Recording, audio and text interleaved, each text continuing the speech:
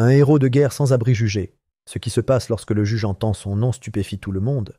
Le palais de justice était plein à craquer, les couloirs de marbre froid résonnant des voix étouffées des journalistes, du personnel judiciaire et des curieux venus non pas pour la justice, mais pour le spectacle. L'air vibrait du bruit sourd des spéculations. Tabloïds avides de scandales, blogueurs actualisant leur flux en direct et assistants juridiques serrant d'épais dossiers aux onglets rouges et aux gribouillis frénétiques. Toutes les têtes se tournèrent lorsque l'huissier s'avança, sa voix résonnant dans la salle d'audience comme une cloche fêlée. « Affaire 4167, l'État contre Elias Granger. » Le nom défila lentement, inconnu, banal, jusqu'à ce que l'homme lui-même entre. Il franchit les portes battantes en chaîne, tel un homme accablé, non seulement par le temps, mais par quelque chose de plus lourd encore, quelque chose d'invisible.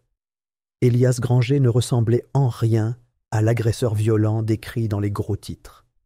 Il était maigre, presque décharné, le tissu de son manteau pendait sur lui comme s'il avait appartenu à quelqu'un 2 fois plus grand que lui. Sa peau était sombre et sèche. Sa barbe abondante et tachetée de gris, ses bottes dépareillées frottaient sur le parquet ciré, avec un léger frottement qui semblait trop discret pour le silence qu'il régnait. Même les photographes hésitaient. Était-ce l'homme accusé d'avoir agressé un agent fédéral, le soi-disant vagabond dérangé, qui aurait pris d'assaut la résidence privée du maire et s'en serait pris à son équipe de sécurité? Mais la salle d'audience ne laissa pas échapper l'indignation ni l'incrédulité. Elle bouillonnait de confusion. Ce n'était pas seulement son apparence déplacée, c'était son attitude.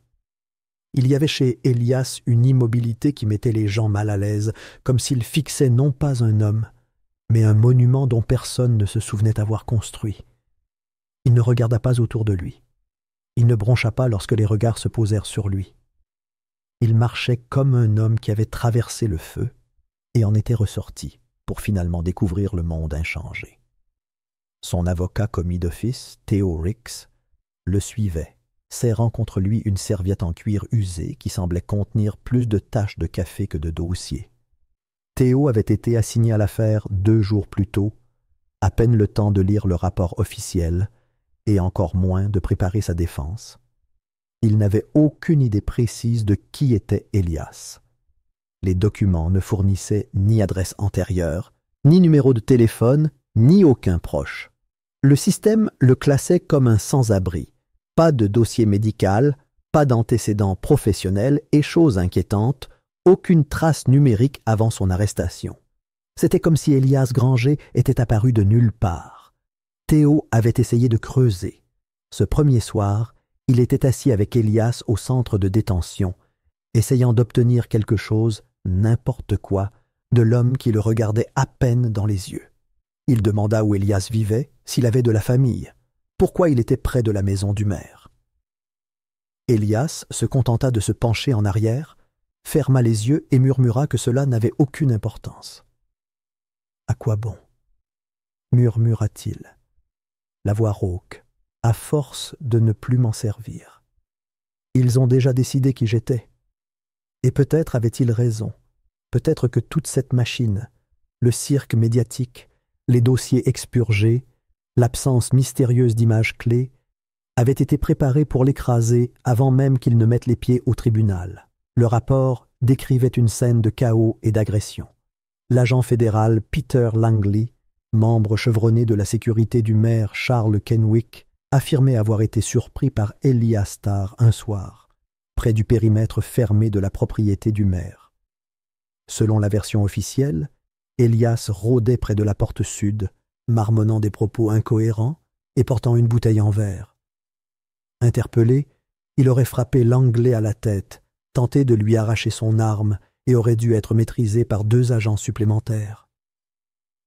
L'incident a été filmé par caméra de surveillance, du moins en partie. Les images diffusées à la presse étaient tremblantes, granuleuses et opportunément expurgées à plusieurs moments clés. Pas de son, pas de visage clair. Juste un mouvement flou et la silhouette menaçante d'Elias reculant en titubant, tandis que les agents s'avançaient. Mais Théo n'y croyait pas. Non pas parce qu'Élias avait clamé son innocence, il n'avait pas dit un mot pour sa défense, mais à cause de ce qui ne figurait pas dans le rapport. Il y avait des incohérences. Les horodatage des registres de police ne correspondaient pas. Les notes des médecins concernant les blessures de Langley étaient vagues, sans engagement. Plus accablant encore, les images des caméras corporelles des 2 agents de renfort avaient été corrompues, selon le rapport informatique enfoui en annexe. Trop de signaux d'alerte, trop de blancs. Et l'accusation avançait trop vite. Le procureur adjoint Roland Hurst réclamait un procès accéléré, invoquant le risque de sécurité publique que représenterait le maintien en détention d'un délinquant violent sans jugement rapide. Mais il paraissait mal à l'aise à chaque fois qu'Élias entrait dans la salle d'audience. Pas ébranlé, mais effrayé, et non pas d'Élias, mais de quelque chose de plus grand, quelque chose qui se cachait juste derrière le banc et la barre des témoins. Hurst cligna des yeux trop souvent, remua des papiers inutiles, lança des blagues qui tombèrent à plat. Théo le remarqua. Le juge Lennox aussi. Le juge, un homme sévère fort de 3 décennies d'impartialité rigoureuse, avait hésité plus longtemps que d'habitude avant d'accepter l'affaire. Il se tenait maintenant droit, mais ses doigts tambourinaient sur le bureau en acajou avec un rythme qui suggérait un malaise. Il s'éclaircit la gorge plus souvent que nécessaire et, 1 ou 2 fois, son regard se porta vers la galerie comme s'il cherchait quelqu'un ou s'assurait que quelqu'un l'observait. Et ils étaient là, assis en silence au dernier rang, 3 hommes en costume sur mesure, aucun ne se présentant ni ne portant de pièces d'identité visibles. Ils ne chuchotaient pas entre eux. Ils ne prenaient pas de notes. Ils observaient simplement, l'air trop calme pour paraître désinvolte. Devant le palais de justice, les murmures s'intensifiaient. Personne ne pouvait expliquer pourquoi une affaire qui aurait dû être classée sans suite, une simple accusation de violence de plus, avait attiré l'attention des agents fédéraux. Les journalistes avaient également remarqué cette étrange présence. La veille, un stagiaire du Capitol Tribune avait tenté de suivre l'un des hommes en costume à la sortie du tribunal, mais avait été intercepté et mis en garde par la police du Capitole. Et puis il y avait les dossiers. 2 semaines auparavant, à 2h17 précises, un SUV noir banalisé s'était garé sur le quai de chargement arrière d'archives fédérales sécurisées à l'extérieur de Capitol Hill. Le bâtiment, souvent utilisé pour le stockage temporaire de documents classifiés en attente de destruction ou de numérisation, était généralement calme à cette heure-là. Mais les hommes à l'intérieur n'étaient pas là pour stocker ou numériser. 3 silhouettes, 2 en treillis militaire et 1 en long manteau, entrèrent grâce à une clé d'accès restreint. Les caméras de sécurité ne capturèrent que l'arrière de leur tête, les images étant étrangement granuleuses, contrastant avec les images haute résolution habituelles. Quelques minutes plus tard, un fichier intitulé « Opération Dominion E. Granger » fut retiré du coffre-fort. Les gardes de service, 2 entrepreneurs privés payés à peine plus que le salaire minimum, affirmèrent par la suite n'avoir jamais vu le fichier, que le système d'inventaire numérique ne gardait aucune trace de son retrait. Pressé de questions, l'un d'eux finit par admettre avoir vu un dossier rouge marqué d'une étoile argentée et de 3 lettres « DOS ». Le lendemain matin, ce garde fut réaffecté à un poste de bureau en Alaska. Toutes les copies des images internes furent écrasées en quelques heures. Le temps que quelqu'un remarque la brèche, l'enregistrement avait déjà été effacé. Quel que soit le contenu de ce fichier, quelqu'un de haut placé ne voulait pas qu'il soit vu. Retour au présent, Élias était assis tranquillement à la table de l'accusé, le visage indéchiffrable. Théo se pencha vers lui une fois pendant le discours d'ouverture, tentant à nouveau de briser le mur que l'homme avait érigé autour de lui. « Il y a quelque chose que tu ne me dis pas » murmura Théo, sans vraiment attendre de réponse. Élias ne se retourna pas. Il fixa simplement le juge, les yeux fixés sur les drapeaux derrière le banc, sur quelque chose bien au-delà de la salle, quelque chose que lui seul pouvait voir. Et ainsi commença le premier jour du procès, non pas avec des feux d'artifice, mais dans le silence, avec des secrets, avec des regards scrutants dans l'ombre et des noms jamais prononcés. Elias Granger, l'homme sans passé, était devenu la pièce maîtresse de quelque chose de bien plus vaste qu'il ne l'imaginait, et quelque part, enfoui dans des dossiers expurgés et des images effacées, la vérité attendait, fumant sous les mensonges, prête à refaire surface. Le procès commença non pas avec un fracas, mais avec une intensité froide et fragile, comme la première fissure de la glace sous les pieds d'un homme. L'air de la salle d'audience était chargé d'un souffle retenu, celui qui précède un danger. L'accusation avança avec une assurance calculée, faisant comparaître ses premiers témoins. 3 officiers en uniforme, rasés de près, chemises repassées, le regard aiguisé par la discipline, et quelque chose de bien moins noble. Ils montèrent à la barre un par un, chacun offrant le même récit, ne différant que par la voix et le rythme. Elias les avait chargés dans un accès de rage. Théoboune les observa attentivement, notant le rythme de leurs témoignages, leurs hochements de tête synchronisés, leurs phrases échangées. Il n'y eut ni lapsus, ni hésitation. Ils s'attendaient à ce qu'ils trébuchent sur leur propre précision, mais ils ne le firent jamais. C'était trop net, trop stérile. Quand son tour arriva, il pressa doucement, non pas avec force brute, mais avec des doigts prudents cherchant le bord effiloché. Il s'interrogea sur l'absence d'images de caméras piétons. Pourquoi les 3 caméras n'avaient-elles pas réussi à filmer l'incident? Il souligna le déséquilibre évident des forces. Elias était désarmé, son corps avait été battu jusqu'à l'inconscience. Pourquoi une telle force? Pourquoi aucun effort pour apaiser la situation? Chaque fois qu'il prenait la parole, les objections retentissaient comme des sonnettes d'alarme. Et chaque fois, le juge Lennox les soutenait d'un regard et d'un hochement de tête discret, son attitude indéchiffrable. Mais Théo remarqua autre chose. À chaque instant litigieux, le regard de Lennox errait, non pas vers l'accusation, ni vers le jury, mais vers le fond de la salle d'audience. 2 hommes en costume sombre, le visage impassible, étaient assis au dernier rang. Ils ne se penchèrent jamais, ne murmuraient jamais. Ils n'en avaient pas besoin.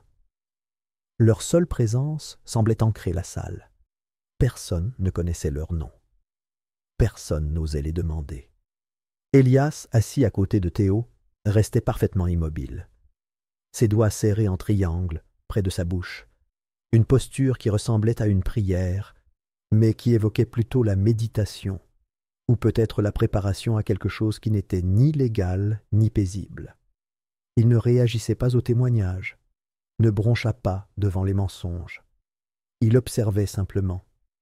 Le jury évitait son regard. Certains s'agitèrent mal à l'aise sur leur siège, d'autres jetaient des coups d'œil aux écrans du couloir pendant les pauses, où les informations locales passaient en boucle des images montées et des titres conçus pour suggérer la culpabilité sans la déclarer. Théo s'impatientait. La vérité était enterrée, et chaque fois qu'il s'approchait de la déterrer, le sol semblait se durcir sous ses pieds. Après la sortie du tribunal ce 3e soir, il fut abordé près des marches du palais de justice par un homme en uniforme bleu marine repassé avec 3 barres d'or au col. Le commandant Milton Voss, un nom que Théo avait reconnu grâce à des dossiers de police antérieurs. Toujours présent, toujours à proximité, mais jamais responsable.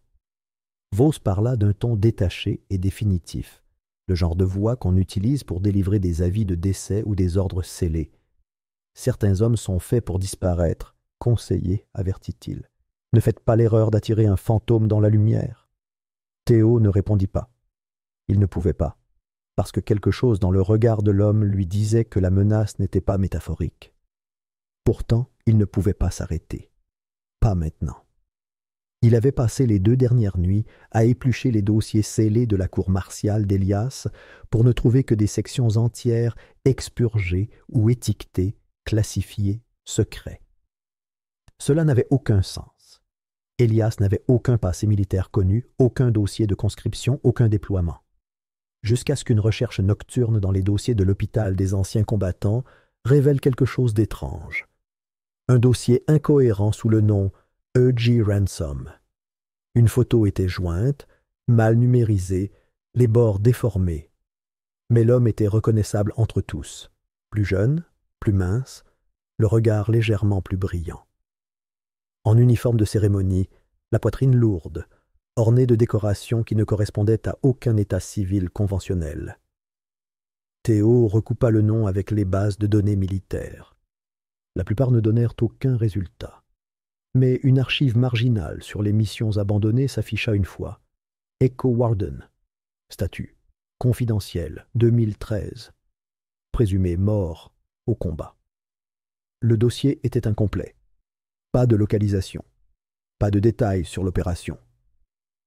Mais la ligne la plus importante n'était pas enfouie. Elle était surlignée dans une note numérisée « Capitaine Elias Ransom, déclaré décédé après disparition lors d'une mission de récupération de grande valeur. Aucun corps retrouvé. Statut mis à jour. Mort au combat selon le protocole D7. » Théo se rassit dans son fauteuil et fixa l'écran, le bourdonnement du vieux radiateur de son appartement étant le seul bruit dans la pièce. Son pouls ralentit. Ce n'était pas un homme pris au hasard dans une altercation de rue. C'était un fantôme, quelqu'un que le gouvernement avait déclaré mort plus de 10 ans auparavant. Quelqu'un qui s'était évanoui dans le silence. Et d'une manière ou d'une autre, Elias Granger avait surgi à sa place. Le lendemain, Théo entra dans la salle d'audience avec le dossier scellé dans une chemise en cuir patiné. Il attendit les dictées. « Monsieur Granger, ou devrais-je dire capitaine Elias Ransom, est-ce vous ?» Pour la première fois de tout le procès, Elias leva la tête. Son regard, sombre et fixe, croisa celui du juge. Il n'acquiesça pas. Il ne broncha pas. Il parla simplement. « J'avais foi en ce pays, votre honneur. Puis j'ai vu ce qu'il faisait au sien. Ce n'était pas bruyant. Mais le silence qui suivit résonna comme un coup de tonnerre. Un léger halètement collectif parcourut la salle d'audience.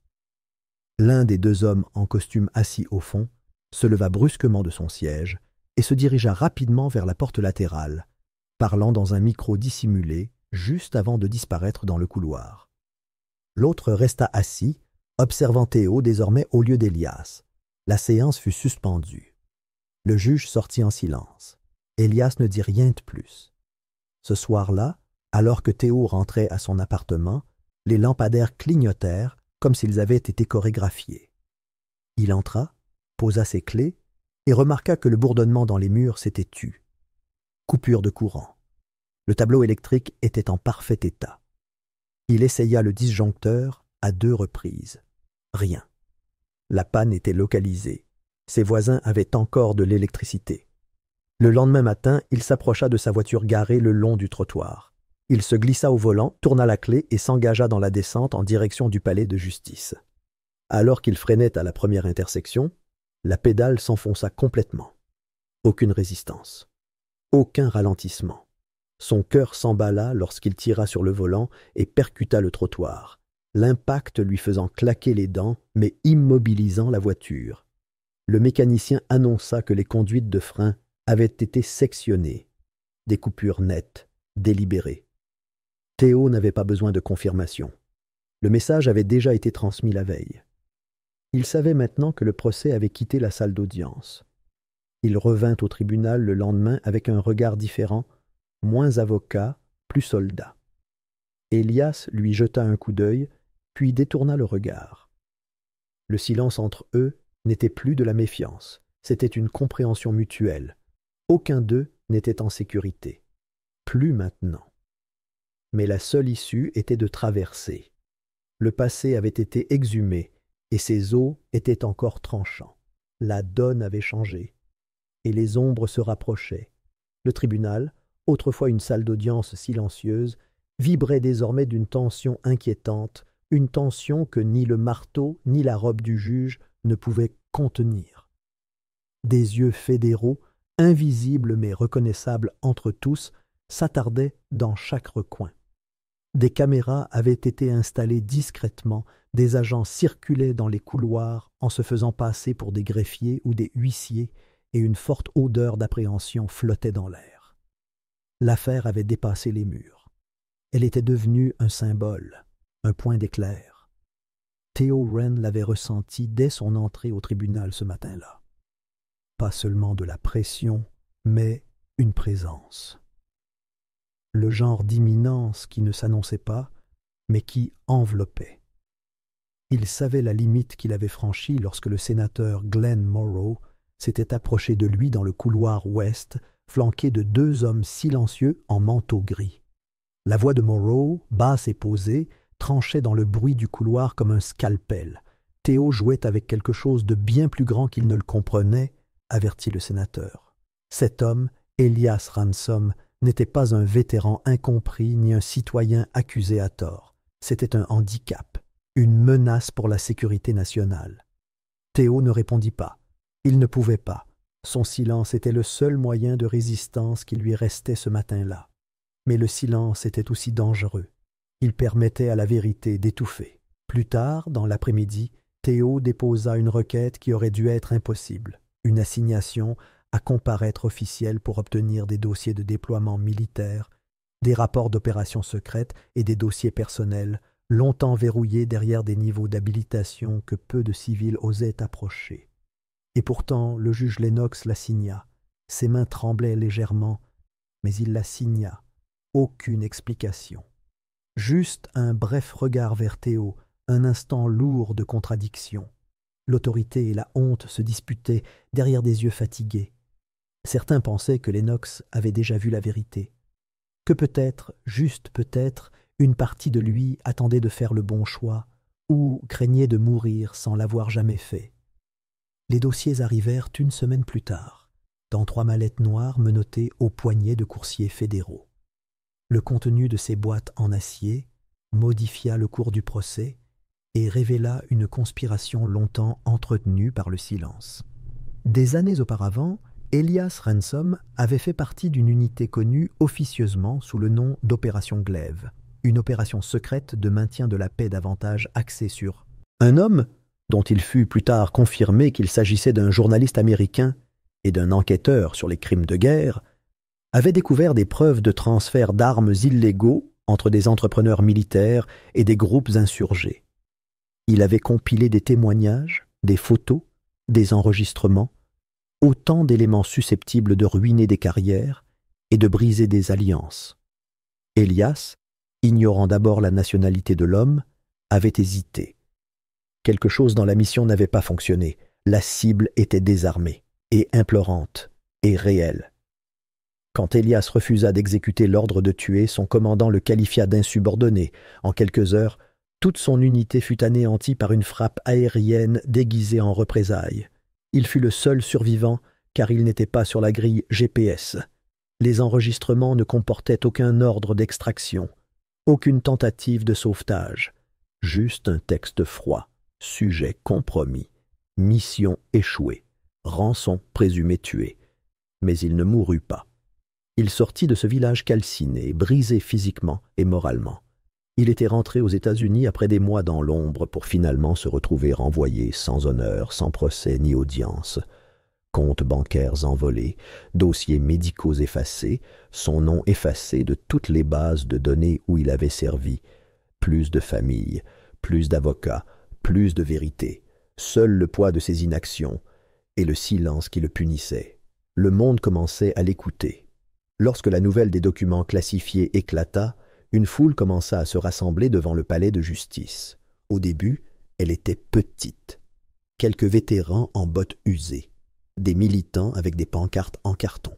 Mais en milieu de semaine, c'était devenu un mouvement. Des microphones bordaient les marches du palais de justice. Des manifestants scandaient des slogans dans des mégaphones. Des défenseurs des droits civiques et des lanceurs d'alerte militaires se tenaient côte à côte. Un colonel à la retraite, le visage ridé par l'âge et les remords, témoignait dans un cabinet sans caméra. Il affirmait qu'Elias l'avait un jour sorti d'un véhicule en feu sous des tirs, lui sauvant la vie lors d'une mission dans le nord de la Syrie. « Ce n'est pas un déserteur », avait murmuré le colonel. « C'est le dernier vrai soldat que j'ai jamais rencontré. » Mais l'accusation s'est vite adaptée. La stratégie a changé. Ils n'ont plus plaidé la culpabilité par l'action. C'était désormais la culpabilité par l'esprit. Ils ont dépeint Elias comme instable, perturbé, paranoïaque.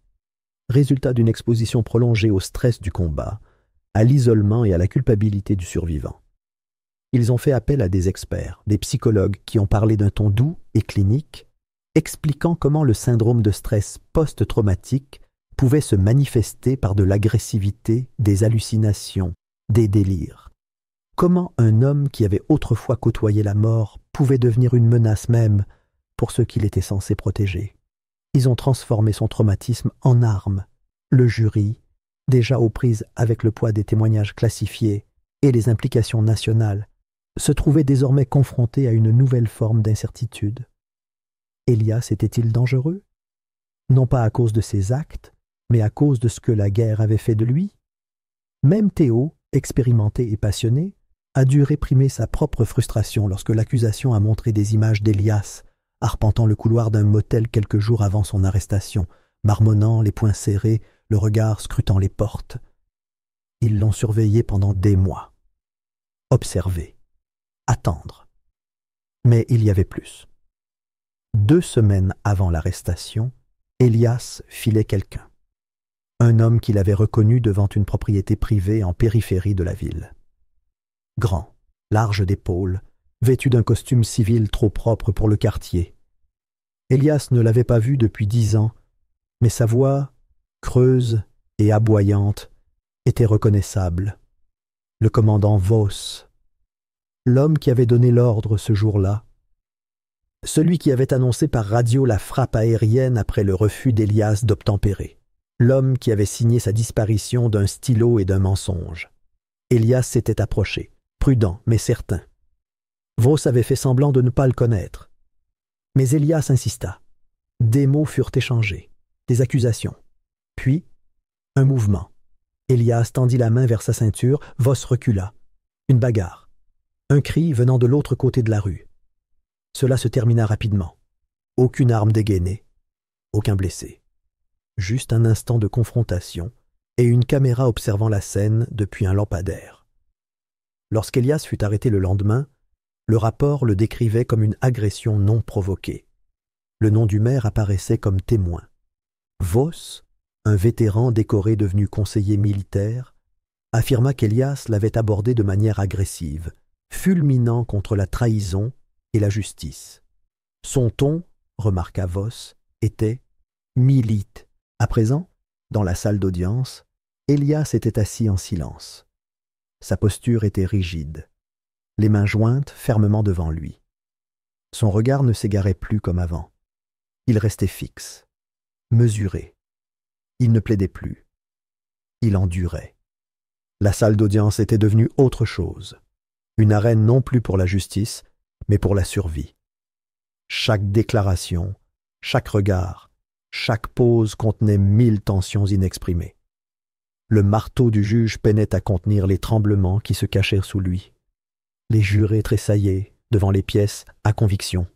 Les spectateurs retenaient leur souffle. Dehors, les chants s'intensifiaient. À l'intérieur, le silence s'épaississait. Les secrets planèrent comme de la fumée au-dessus de leur tête. Et pourtant, la vérité s'efforçait d'être entendue. Le matin des plaidoiries finales arriva sous un ciel bas et plombé. Une fine bruine glissait sur les marches du palais de justice, affaiblissant les pancartes de protestation, mais pas la détermination de ceux qui les tenaient. À l'intérieur, la salle d'audience était déjà pleine, chaque banc occupé, chaque allée flanquée d'agents de sécurité en uniforme sombre. Le poids du procès s'était installé dans l'architecture. Le silence entre les respirations plus éloquent que n'importe quel argument. Les journalistes étaient alignés au fond, carnets prêts, les yeux plissés. Toutes les caméras étaient braquées sur les 2 hommes qui se trouvaient désormais au centre d'un jugement national. Le procureur, soigné et poli, son dossier étant ciselé avec précision, et Théo Rennes, visiblement épuisé mais déterminé. L'accusation prit la parole en premier. Ces mots, soigneusement mesurés, enveloppèrent la salle d'audience d'un brouillard de peur et de suppositions. Il dépeignit Elias Ransom comme un homme irrémédiablement brisé, un tic-tac de traumatisme et de paranoïa. Un soldat qui avait sombré si profondément dans ses propres ténèbres qu'il représentait désormais une menace pour la société même qu'il avait juré de défendre. Il évoqua le comportement erratique d'Elias, la confrontation avec le commandant Voss, les évaluations psychologiques et même le dossier classé secret défense, comme si chacun d'eux était une faille irréfutable dans un barrage prêt à éclater. Il invoqua le mot « sécurité » à maintes reprises, non seulement comme une préoccupation, mais comme une arme. Le pays, affirmait-il, avait le devoir de se protéger, même de ses héros. Une fois debout, Théo resta silencieux un long moment. Il laissa l'atmosphère se calmer. Il regarda le jury droit dans les yeux, non pas au-delà d'eux, ni à travers eux, mais dans l'hésitation qui se cachait dans leurs yeux.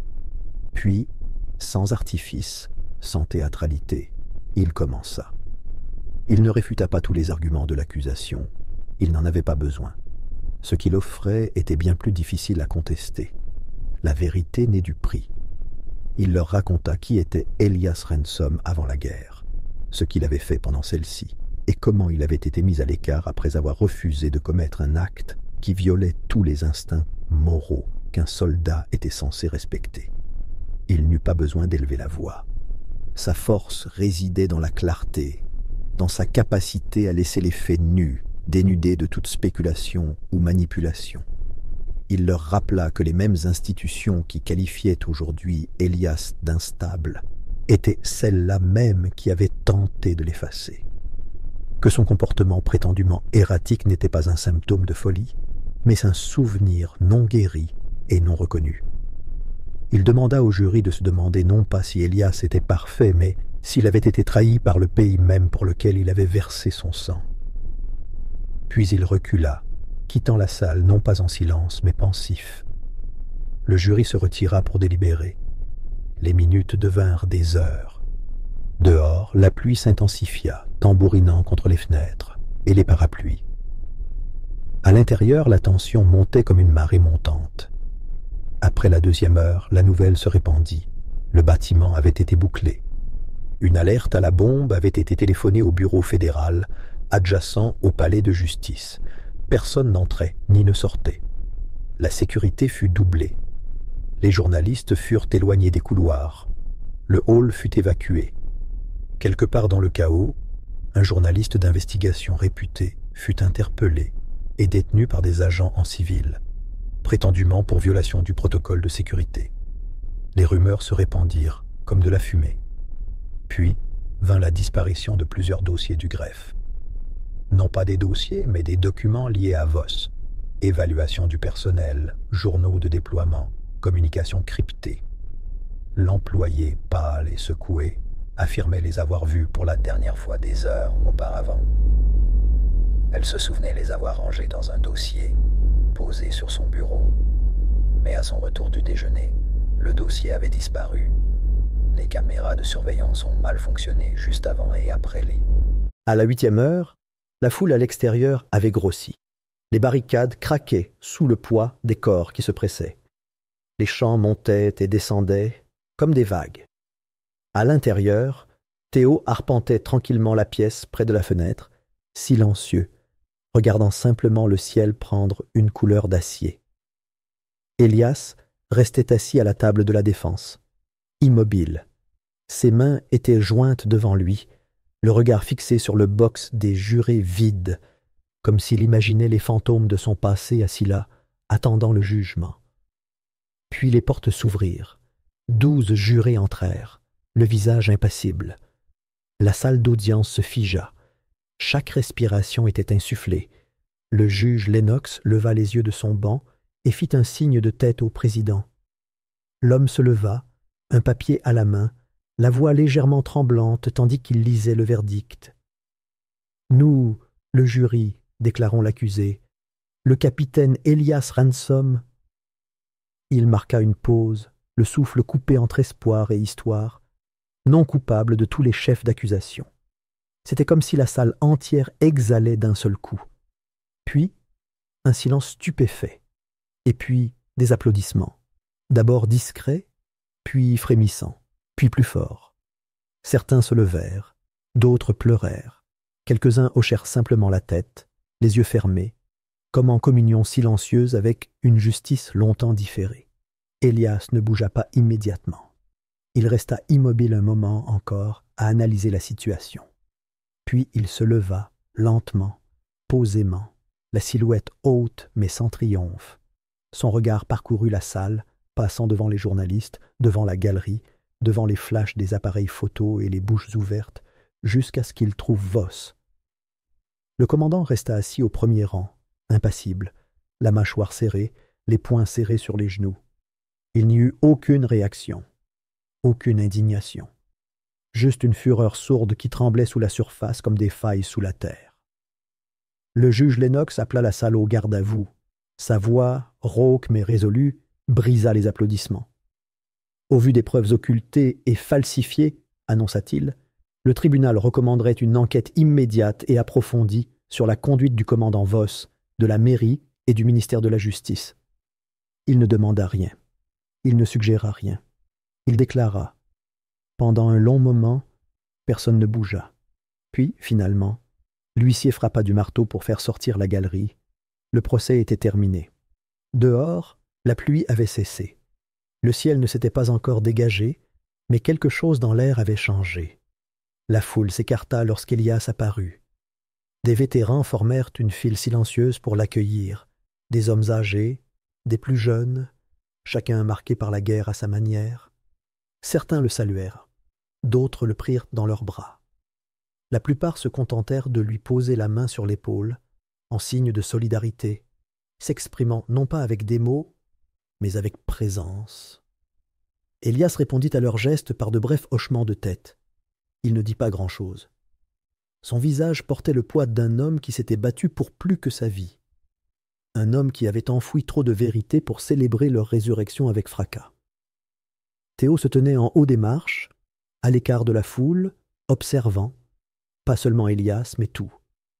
Le déroulement, l'impact, l'onde de choc. Il ne ressentait aucun triomphe, seulement de l'épuisement, et une étrange forme de chagrin, pour les années perdues par Élias, pour le pays qui avait tenté de l'enterrer, pour le système qui avait failli y parvenir. Alors qu'Élias disparaissait dans la foule, sa silhouette brouillée par la distance et les corps, Théo réalisa autre chose. La justice n'était pas arrivée comme un rugissement, mais comme une revendication silencieuse, un refus d'être effacé. Les caméras s'éteindraient, les gros titres s'estomperaient, le tribunal nettoierait les bancs et passerait à autre chose. Mais ce qui avait été déclenché ici ne pouvait être annulé. Ce verdict, cet instant, n'était pas la fin. C'était la brèche, la plaie ouverte. L'infection ne pouvait plus se cacher. Ce qu'ils avaient tenté de refouler était devenu visible. Et la vérité, une fois vue, ne pouvait plus être ignorée. Personne ne s'y attendait, personne n'était prêt, mais elle était arrivée. Et il ne serait plus jamais réduit au silence.